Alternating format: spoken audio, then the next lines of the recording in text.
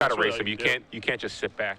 Now, Fogle does have life gain in his deck. He's got, of course, Courser of Crew Fix, 3 copies of that, along with 3 copies of Scavenging Ooze in his main deck as well. So this one's kind of back and forth. I don't know who it does favor, but we'll watch it unfold as Fogle's going to play Temple of Abandon. Top card's going to go to the bottom, pass it back over to Bernal, who's going to play a Sacred Foundry before passing the turn back.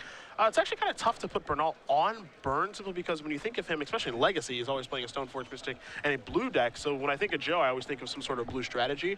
But there are no revelations to be found here for Joe this particular weekend. So we'll see if Jack can deduce what Joe's up to based off of just a Sacred Foundry on turn 1. Fogle going to go down to 18 from a Stomping Ground. Followed up with a couple of Elvish Mystics before passing the turn back. So that's a pretty good start for Fogle there. He's going to get that mana ramp into play. He can get a big threat. He's taken 2 from his lands, but again, Joe doesn't really have that much going on.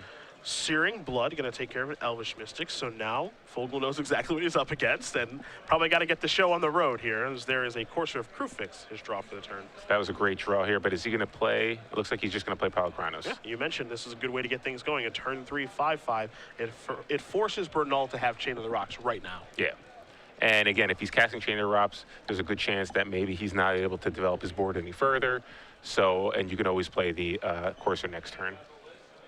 So Bernal does draw his card. There's a Mutavault and a Mana Confluence in the grip. Not sure the rest of the contents just yet, but he will have to deploy them eventually and let everybody at home know exactly what he's holding if he wants to get back into this one.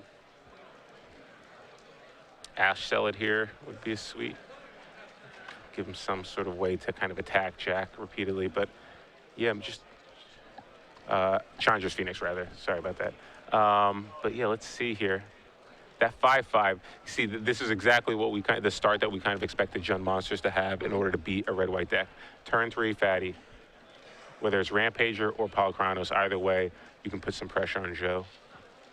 Mana Confluence, the land that Bernal plays, and he's just going to pass the turn back over to Fogle, who will untap those lands, that Mystic. He will take a draw again. He does have a Courser in his hand. Also has a copy of Xenagos the Reveler. Not at its best in this particular matchup. Really just 4 mana for a 2/2 haste creature. Yeah, so you could play the Xenagos here. Maybe he's afraid that Joe might have Skullcrack, so the Courser life gain might not even happen. And it looks like that is what's going to happen. Okay. So that's going to come in.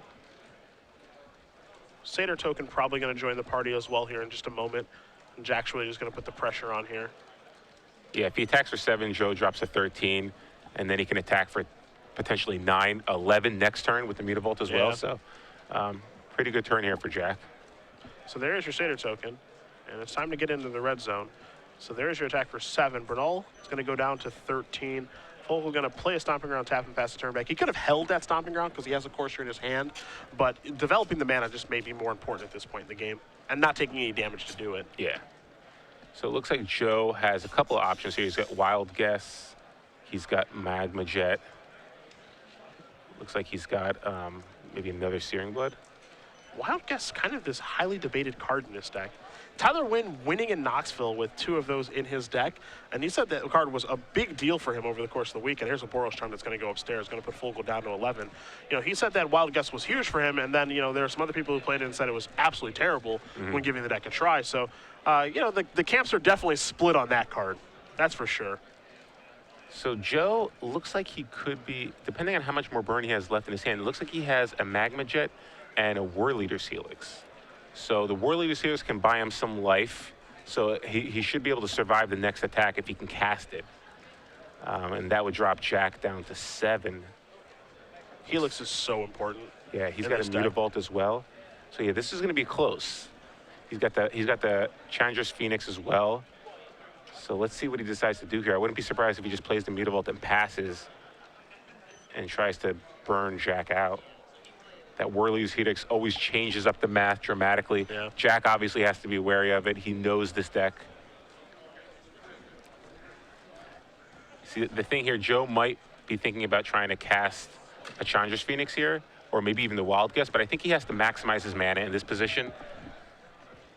And he can't afford to go up to the creatures, right? Like, it's just all got to go upstairs. I think it has to go upstairs, especially because of Xenagos. I think it has to go upstairs here. Plus, he can realistically kill Jack if Jack makes a mistake. Like, if he drops him down to 7 and Jack just swings with everything, he can attack him with a Mutavault and the Challenger Phoenix, and then and that's actually he has a Magma Jet in his hand too, so dropping to 7. Yeah, it's going to still be close, but I think he might have to draw like another Boros Charm. Yeah, it's just a mutable in the passing of the turn for Bernal. So Fogle's going to untap those creatures. He'll take a draw. Looks like he may have picked up another copy of Courser here. It doesn't play a huge role. It's got a mutable among the lands there. You see the Pulachronos, the Satyr token. Another one can come in here from the Xenagos if he'd like, and the Elvish Mystic. So some real options here for Jack. I mean, there are definitely things to be done here for Fogle. You know, Monstrosity for Pulachronos, things of that nature. But again, basically he has Bernal on a 2-turn clocker. Would only like to play 2 more turns in this game, I think. Yeah, I think Jack probably just wants to attack with everything. He might hold back the Mystic to cast Courser, but it looks like if he's doing this all pre-combat, he's just going to attack with everything now. So he won't be able to cast a Courser unless he has another land in his hand. And that one really, I mean, that one won't be that great simply because he won't be gaining a life off of that either. So he's going to take 1. Will Bernal is going to go down to 12, and then Helix is going to push him back up to 16 before damage does resolve from the attack. So Fogle's going to go down to 7. Bernal's going to go up to 16. Then we've got an attack here for 5, 6, 7, 8, 9, 10, 11, 12 points of damage. So Bernal's going to end this turn, it looks like at 4, with Fogle at 7. So can he change? Can he piece together in the last 7 points is the question. Yeah, just not sure there's enough burn left in his deck to really do anything. Helix, yeah, I think. Oh, Rampager. Okay, so. Oh, well, that'll do it. Gore Clan Rampager is able to do the last few points of damage to Joe, so Joe didn't even have. And even if he didn't have it, I don't think Joe had enough burn left in his deck. Yeah, because he doesn't have a. So the problem is that if Fogle doesn't have that, he goes down to 7, but it's not an increment of 3. Yeah. And I think that's the big issue there because we know that Bernal's hand is a Magma Jet. Sure, that puts him down to 5. Let's say that Bernal casts Magma Jet on his upkeep. There's nothing he can scry to kill him that turn. He's casting a Boros Charm, puts him down to 1. 1 is not 0, obviously. So I don't think there's a because he would cast Jet on his upkeep, have 2 lands left to work with. So I don't think there's anything he could do to get the job done. His best play was probably Magma Jet you on my upkeep, try to dig into Shock, but he doesn't have Shock in his deck. Like he would needed a 1-mana spell basically because he could attack with the Mutavault as well. Yeah. But yeah, Joe didn't really have any outs there. So Jack Fogle wins 1-0 with Jund Monsters defeating Red White Burn. So we'll take a look here at the sideboards. You've got Bernal's in front of you. What do you see? He's got a pretty interesting sideboard. He's got 4 Fire Drinker Satyrs, 4 Satyr Fire Dancers, 3 Toil Trouble, and 4 Nyx Fleece Rams. So Nyx Fleece Ram, probably a concession for the mirror. So pretty interesting there. The Satyr Fire Dancer, I think that card's probably coming in just because it's a way for Joe. As we saw in the first game, he kind of had this tough decision. Do I have to go after creature so I don't die, or do I have to go after his face in order to win? Obviously, in that situation, I think Fire Dancer could have changed everything because it kind of could have bought him some time as well as dealing damage to Jack. So I think Fire Dancer probably comes in. Everything else, though, doesn't really seem that strong. I don't think the Satyrs come in.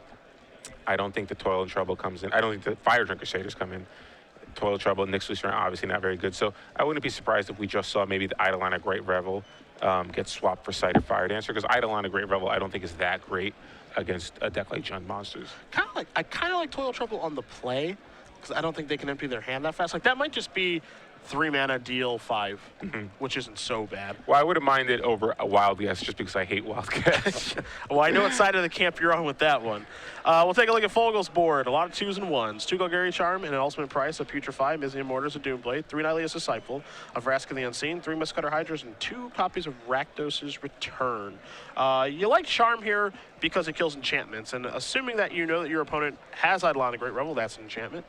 You believe that they have Satyr Fire Dancer, that's an enchantment creature, and Chain of the Rocks is an enchantment. That 2-of seems like a good place to be.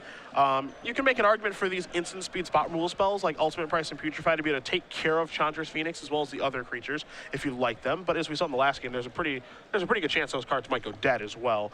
The 1 Doomblade, same argument can be made there. The most important card here, I think, however, is Nylea's Disciple. Life gain. It's not going to gain you a ton, but you don't need to gain a ton. You know, if you can undo 1 burn spell, you've done your job. Yeah, I kind of like the Disciples, the Charms, obviously. Even the prices, I mean, Dreadbore, Mizium Mortars are obviously cards you can take out. Domri is not that great in this matchup either. So kind of want to shed those for something more, a little more proactive. So yeah, definitely can see those guys coming And in. I have actually seen people board Mistcutter Hydra in this matchup, even though the protection from blue is not very relevant. The fact that you can just have, put basically a 3/3 or 4/4 haste creature. Yeah. In some circumstances is more than enough because you are just flat racing in this matchup. That's all that it is, as we saw in that last game. It's just a race to not die against the burn deck. So. Yeah, I actually don't mind Rakdos return in this matchup too. Usually on the play though. Sure. Because again, this isn't like a typical red aggressive deck where they're just emptying their hand, putting a lot of creatures in play. They rely more on spells. So you can usually, if you can actually Rakdos return them, even for 3, that could usually save you maybe 5 to 6 damage sometimes potentially. So, but again, that's probably a card more for the play than on the draw. So I'm not sure we'll see that at a jack. As these two players do finish sideboarding up here, we'll begin game 2 here in just a moment for everybody at home. We talked about tier 1 decks of the format. We had our discussion about mono black or black green devotion, whatever you want to classify it as. We talked about mono blue a little bit. We talked about the revelation decks as kind of the tier 1 decks of the format and Jund monsters, but we didn't actually talk about red, white, burn at all. How do you feel about this deck and kind of its place in the format? Do we feel like this is a tier 1 deck? We saw it win in Knoxville, or is it just kind of, it's just kind of here? I don't think it's a tier 1 deck. I think it's a tier 2 deck that can take advantage of certain metagame holes. So given in the right weekend, I think you could do pretty well. But I don't, decks like that I don't consider tier 1. I consider decks that are tier 1, I consider something that you can go into any tournament, regardless of what the metagame is, and you can have a realistic shot of winning. Red, white, burn, I think you have to get a little more, like, compare it to a deck like Mono Black Devotion. Mono Black Devotion not only is set up pretty well game 1 against a wide variety of decks in the format, but after board, you can really become a finely tuned machine against any specific matchup you're afraid of. Whereas red, white, burn, you have some pretty bad matchups, and you have certain matchups where you kind of really need a little help against. So I think red, white, burn is more of a deck where you kind of need to make sure that you get the right metagame for it to really be a good choice. Any deck like that, it's hard for me to consider a tier 1 deck. Like Sphinx Revelation decks, Jund monsters, mono black devotion, they don't care so much about what matchups they're playing against. They just care about, my deck is really powerful, I'm going to be very consistent. The red white deck, I mean, I hope my opponent doesn't have Freaka's Cure this weekend. I hope the mono black decks aren't really prepared with a lot of life gain. I hope that the blue-white decks don't have like Nyx Fleece Rams in their sideboard this particular weekend. It all depends on the right metagame, because a lot of times this deck will really exploit people who are just, I'm a deck that all the decks this weekend are probably going to try to beat mid-range decks. Sure. Which means that their sideboard aren't going to be prepared for red, white, burn decks. But in general, though, I think that the red, white, burn deck just has to deal with too many hateful sideboard cards for it to do really well consistently week in and week out. I think the people are fighting and starting to respect this deck a little bit, and I think that's off of the back of Wynn's win in Knoxville. We're starting to see cards like Staff of the Death Magus again. We're starting to see Nylea's Disciple show up in sideboards. Ways to gain life, ways to kind of combat the strategy, because we've seen burn in other formats, of course. Oh, yeah. I think decks like this are always cyclical. It's like they'll win one weekend because no one was ready for them, and then they're back on everyone's radar, so they kind of die off for a couple of weeks, and then everyone forgets about them again, and they kind of crop up and they win something else. So it's all just cyclical. But decks like that, it's hard for me to consider them tier 1 simply because they kind of rely on the right weekend. Game 2 underway. Bernal with a Temple of Triumph. It is time to scry here. Top card's going to go to the bottom before passing it back to Fogle, who will draw a card with his Jund Monsters deck. He has a Temple of his own and Temple of Abandon. Taking a look at a Pulachronos, that's going to go to the bottom. That one was important for him to win game number 1, but apparently he does not need it for game number 2. Bernal going to play another Temple. Take a look at the top card. Consult the grip really quickly here. And that one's going to stay on top as he passes it back to Fogle, who will draw a card for his second turn. We'll see if he has a mana accelerant this go around. I hate when my opponent scries and they keep. For some reason, I just always feel bad. It's like when they ponder and they keep. I'm like, ugh. Well, if they ponder and keep, you're dead. Yeah. We've learned that by now. You're just not winning. Fogle going to take 2 to play that Sylvan Caryatid, so down to 18 he goes. So kind of similar start to the first game. Fogle's able to get accelerant into play. And Joe really doesn't have any pressure just yet. This is not too surprising given that he is a burn deck, but here we're probably going to see Chandra's Phoenix come down. Yep, and there's an attack for 2. So Fogle's going to go down to 16. Bernal takes 2 from the Sacred Foundry, so he goes down to 18. And Sacred Foundry was the card that he kept on top of his deck, so he felt that he really needed a land to keep things going. He also has a Temple in his hand as well this turn, but he obviously felt it was very important to be able to cast Chandra's Phoenix on time instead of on turn number 4. So we'll see if this ends up working out for him, as he's off to a really nice start this particular game. You know, if Phoenix, I kind of look at Phoenix's card as if it gets in 2 hits, it's basically been a char, and that's all you can really ask for. Yeah.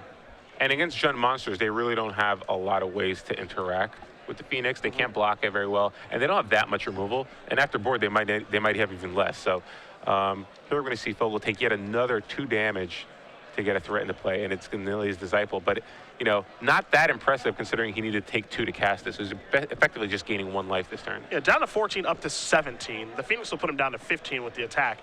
And, you know, that's assuming that he doesn't have another Phoenix to play. So it looked like that might have been a pretty good draw for Joe. It looks like it might have been a Satyr Fire Dancer. That one can get out of control pretty quickly, especially when the shields are down right now, too. For Fogle, there's a Temple. See, Joe also has Nylon and Great Revel in his hand. He's going to take a look at the top card. That one goes to the bottom immediately. Did not like what he saw. Eidolon's actually a really interesting card in this matchup, but shelf life kind of varies. I feel like there are definitely some games that it'll be good. I also think there'll be some situations where it's good, but, you know, when you're working your way into the mid game, that's when, you know, the Jund monster deck wants to play cards like Pulachronos and Storebreath Dragon and stuff like that, and none of it's cheap spells. Yeah, I think it's once you get past turn 4, I actually think that you could probably take more damage from it than your opponent. Yeah. Which is why it's a little bit concerning for me that it's still in the deck, but we'll see how it plays out. Fogle's got at least a way to attack Joe now. But as we know, Joe has plenty of answers to a 3/3. It's not really the Pulachronos type threat like we saw in first game. Joe, again, does have Eidolon and Satyr Fire Dancer in hand, but he did not play either. He just passes the turn back here. So Fogle's going to start by attacking Bernal for 3. So we're even up here at 15. Let's see what the follow-up's going to be. It looks like it might be a Rampager, and it is. Yeah, I think Bernal didn't want to expose his Satyr Fire Dancer until he can actually get some value out of it. Now, the one thing that Bernal does have in his hand, he has a Skullcrack that he can play at the end of turn here if he wants to. However, you know, he might want to get the value with the Skullcrack plus the Fire Dancer play, but it looks like he may just fire this off now. We'll see what he wants to, what kind of move he wants to make, because he also has a Lightning Strike. Yeah, that's actually what he's going to cast. Put Fogle down to 12. Yeah, so on his turn now, he can cast a Satyr Fire Dancer and potentially the Skullcrack as well to deal with the Nihilia's Disciple. Chain of the Rocks is a pretty nice draw, too. Oh, wow. So yeah, a lot of options here for Joe. I kind of like just chaining the Rampager and attacking. Do you want to play one of the creatures now? Like, he didn't want to expose Satyr Fire Dancer last turn, and casting Eidolon here is a little bit awkward when your plan the following turn might be Fire Dancer plus Skullcrack you. Yeah. Well, the only reason I might not play the Fire Dancer is because then you won't have access to Skullcrack anymore. You don't have enough mana. So then if your opponent, if Jack casts like another Nihilia's Disciple or like a Courser and then plays a land, you can't prevent that life loss. Well, we're going to go with the Fire Dancer. I'm probably just going to wait on the Skullcrack. I guess he can. He doesn't have to move right now. I guess he can just wait. Well, the only problem is he can't do it mid-combat. That's true. Because of Rampager. He cannot do it mid-combat. So if he's going to do it, you probably want to do it on Jack's upkeep or prior to combat. I mean, there's also the argument that can be made, like, if he's fine with just taking like a big hit in the face here, like it would be an attack for 7. He doesn't move, but it looks like, yeah, I'm going to Skullcrack right now. Yeah, Skullcrack's going to turn off any life gain for the turn anyway, and there's no instant speed life gain that he's probably afraid of, so I like this play. Whether it's the upkeep or before combat, attackers are declared, it's fine. I mean, he could get blown out, presumably by a removal spell here from Fogle on the Satyr Fire Dancer, so it makes it so it won't kill anything. Yeah. That's one problem that could occur here. Well, I think it's definitely a concern for Joe, but I think he's going to make this play regardless. Like, you're going to play your Fire Dancer on your turn. You could cast Skullcrack on your turn, but then you leave yourself open to Jack gaining life on his turn. So I think Joe's willing to take the risk just to make sure Jack can't gain any life potentially. Because I think, obviously being able to deal 3 here, especially with the race is going to be very, very close. You can see Fogle considering his options right now. if he's going to make a move or not, as that Skullcrack is still on the stack here. Assuming that does resolve, Fogle would be down to 7. Phoenix can work its way down to 5. In a perfect world, Bernal's Fire Dancer lives. It takes down the Nihilia's Disciple, and you can't forget Bernal has a War Leader's Helix in his hand. But it looks like Fogle does have something to do, and it's a Doomblade to take care of the Fire Dancer. So Nihilia's Disciple is not going to bite the dust, but the Skullcrack will still get the job done. And now here's an attack. Fogle's at 7. Bernal's going to take 7. He's going to go down to 8. Yeah, so Joe does have a chain to the rocks to deal with the Rampager, but oh, wow. So Scavenging Ooze comes down. So big card there for Fogle. Not only does it give it like a little robust threat, he does have Sylvan Caryatid up to actually activate it. That's really interesting. Like, the one life gain that he can gain this turn might end up being all that he needs. Yeah. It's 8 to 7 right now. There's only one creature in the graveyard, but that one life that could push Fogle up to 8 could really mess up the math here, because again, Bernal's under the gun from those 2 creatures, and Scavenging Ooze gets into the red zone as well. The real problem here is that Fogle has a Stormbreath Dragon in his hand as well. So I'm just not sure Joe, if Joe attacks with the Chandra's Phoenix, then he's basically just dead to the Stormbreath Dragon. Pretty hard not to. Yeah. He's got a War Leader's Helix. It looks like Joe might just have to pass here. Man. I think I'm considering like the ramifications of chaining something right now, and if that does anything. If he has a War Leader's Helix in his hand, I don't think he can afford to cast Chain. Helix would put Joe. Let's assume that Fogle's turn is just tap out, cast Stormbreath Dragon, attack with my 4/4s, and my Ooze will be a 3/3, and my Disciple will be a 3/3. You Helix yourself up to 12. You put Fogle down to 3. You chump block something with the Phoenix. You take 4, 5, 6, 7, 9, 10. You live. Well, think of it this way.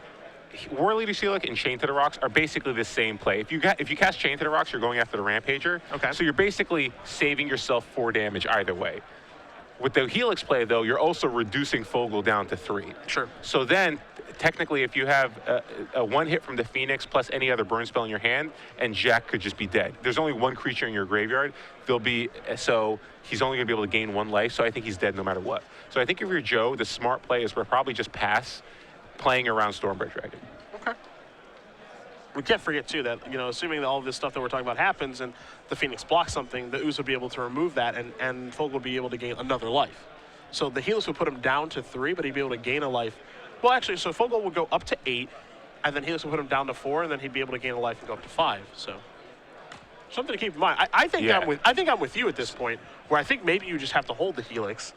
It looks like Joe is considering casting Chain here, and he is.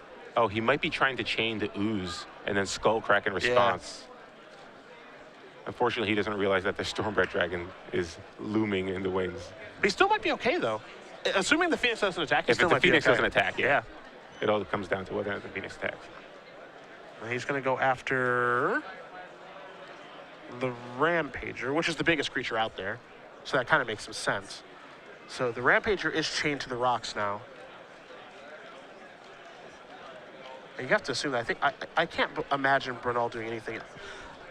I don't know. Like, the thing is, if his last burn spell was, no, he would have gained. He's be able to gain 2 life up to 9. Will he attack? If he attacks, he loses. I'm not sure. If he attacks, he loses. Well, he has another creature. It looks like he has a chump blocker in his hand, an Eidolon. So you can play the Eidolon of Great Revel as a chump blocker, basically. Yeah, but I mean, does that really accomplish very much? Because I don't think you want to, and he's not going to attack, it looks like. Because I don't think that playing Eidolon does anything. I think that it's too important for you just to Skullcrack and then Helix. Like, I think that's the big play at this point. See if Jack activates this. He's going to. And this is probably going to buy out the Skullcrack now, I would assume. Yeah. So Jack activates Scavenging Ooze with the Sylvan Caryatid to remove the Satyr Fire Dancer to attempt to gain a life. However, that's not going to happen because of Skullcrack. So now Fogle goes down to 4. And Bernal, with this Phoenix back on defense, and a War Leader's Helix in hand, he, in theory, has enough to get the job done here. But that Scavenging Ooze, because of the block with Chandra's Phoenix, looks like things might get messed up a little bit here. But again, this assumes that Jack is going to cast the Stormbreath Dragon and everything that we've talked about up to this point. There's a forest. There's your dragon. Stormbreath Dragon. Man, everyone's coming in the red zone now. If Jack makes a mistake and doesn't activate the Scavenging Ooze on his turn, then Joe could technically still try to, if depending on how Jack sequences this, he could just try to get the Phoenix back with the burn spell. Yeah. But it looks like he's going to get smart play remove right away. So Fogle's going to go up to 5 here. Bernal takes his damage. He's going to untap. He's got a Whirlwind Helix in hand. Picks up a copy of Skullcrack. And he is going to pick up the rest of his permanents. Jack Fogle going to win this match over Joel Bernal. 2-0. Jund Monsters getting the job done over Red, White, Burn. Fogle starts off this tournament 2-0. So, unfortunately for Joe, I think if he actually just plays the Warrior Leader's Helix, he ends up winning that game. Because he ended up drawing a second Skullcrack. So he wouldn't be able to go Skullcrack. Yeah, you're right about that. He would have ran off another 3 damage spell to get the job done. And that was my main point about the Chain to the Rocks play, is that if Chain to the Rocks is, if you're passing Chain to the Rocks to basically save yourself 4 damage, Warrior Leader's Helix does the same thing, except you get to use all your mana this turn, and you give yourself more outs to draw cards that could win you the game. Sure. So I think that even though you're preventing Jack from gaining 1 life, I don't think it matters that much, because he would have been at 4. Yeah, he goes 7. He was at 7 that turn. He's going to remove the Phoenix. He's going to move the Fire Dancer, go up to 8. He goes up to 8. You drop him to 4. You chump block, he goes to 5. Yeah, he goes to 5 with Other's activation, then double Skullcrack. You have a Skullcrack in your hand. Yep. So if you draw any 2 damage burn spell, even, you win. Yeah, if you draw a Jet or something like that. Yeah. So I think he just has more outs if he just casts Helix. One thing not to overlook there as well, one of the cards that he ended the game with in his hand was Eidolon, the Great Revel. And when you think of Eidolon, it's a card that you want to cast on turn 2 or at some point in the game to have an impact. And I don't think at any point in the game that card would have impact. It would have been much worse for him if he ever had it. Yeah. So that was one of the reasons I kind of mentioned I thought it would have ended up getting sideboarded out for this matchup. Yeah, again, it seems like it's really good on like turn 2 and